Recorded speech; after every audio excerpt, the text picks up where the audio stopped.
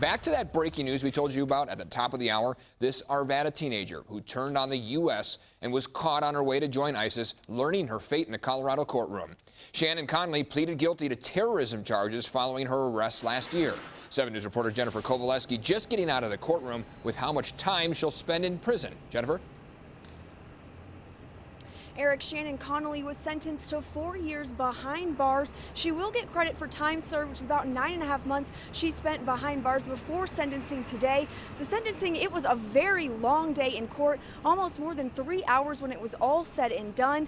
The prosecution spent about 45 minutes talking with the judge, talking about how serious the allegations and the crimes that Conley committed were. In the end, the judge sided with the prosecution, giving her those 4 years in prison, which is what the prosecution had originally recommended or were asking for when they went into the sentencing hearing. On the other side, the defense was asking for a year and a day. The judge obviously not agreeing with that side and giving her much more time behind bars. The main reason he said this was that it was public safety and the threat that she may hold in the future to society, and that it was his obligation to ensure that it was not only a deterrent, but that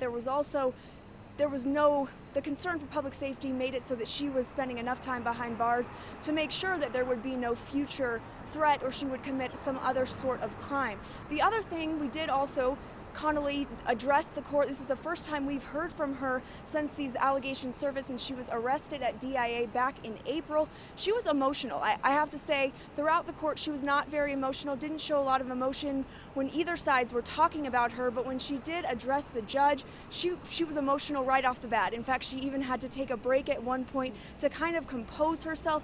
She apologized and said she was embarrassed for her arrogance and asked the judge and the court to not consider her a threat and give her a chance to prove that to society. Obviously, the judge gave her a pretty significant sentence, as well as 100 hours of community service. She will also have 3 years of supervised probation once she gets out of prison. That's the very latest from here. We haven't heard from the prosecution or the defense. They haven't said anything after everything was all said and done here, but we will certainly continue to monitor the situation and bring you the very latest. Jennifer Kowaleski, 7 News.